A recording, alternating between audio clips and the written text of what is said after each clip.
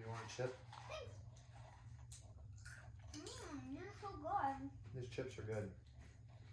But I feel like they're missing something. What are they missing? We could use some dip with these chips, right? Oh, yeah. I would like to have some dip. Well, hey, tennis players. Well, we don't have any dips with our chips. But what we're gonna do is we're gonna work on dip with our ground strokes. Check it out.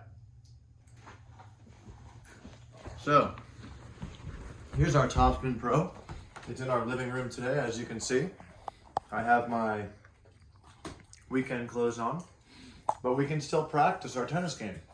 Today's topic is dipping the racket head for topspin. So, as we know, this is our racket head.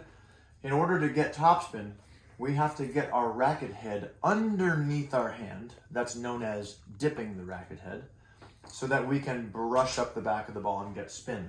So here's how we're gonna work on that this week with our Topspin Pro. First, we're gonna start with our forehand. We're gonna make sure our racket is dipped below our hand, as you can see. And we are going to just kiss the strings right onto the ball and brush that ball with spin. Can you see how it spins so nicely? Hint, hint, I added a little bit of grapeseed oil onto that ball, which makes it spin better. So if you wanna do that at home, it really helps. Once again, we're gonna dip our racket head. As you can see, it's probably about a 45-degree angle down.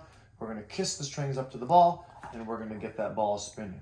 So that's something that you should practice doing at home. It's really gonna help you get the feel for that dip, and it's gonna help you get the feel for the topspin.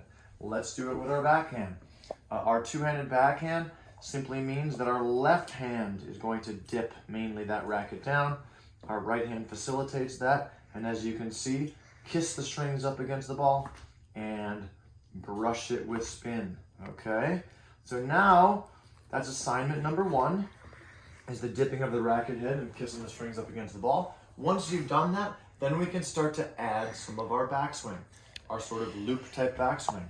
So the racket starts above the ball, we dip it below, and then we brush it with spin. Above and dip and brush, and above and dip and brush. Same thing on our backhand. We could start above, and then we dip below and brush. Dip below and brush. And as you can see, that gets that ball spinning very nicely, okay? The last thing, after you practice that many times, we can add any different type of footwork or any different combination to our strokes when we're working on this. So if I wanted to, for example, start behind the machine back here, and I wanted to work on backing up and hitting a forehand with topspin, I can do that. I start in my ready position. I just back up, I dip my strings, I brush it with topspin, and then I move forward again. Back and forward, and back and forward, and so on. There's all kinds of different combinations of footwork that you can do. You can start out to the side, you can move towards the ball, brush it with spin, out to the side again, and so on. So go ahead and get creative with your footwork, but that's the third part of the assignment. So first part, number one, dipping that racket head, getting the strings kissed up against the ball, adding that spin. Second part would be to add the backswing to the dip and getting that spin. And then finally, let's add some footwork to this so that it's really like we're playing a point. All right, see you next time. Wait! Is anybody hungry for chips and dip now?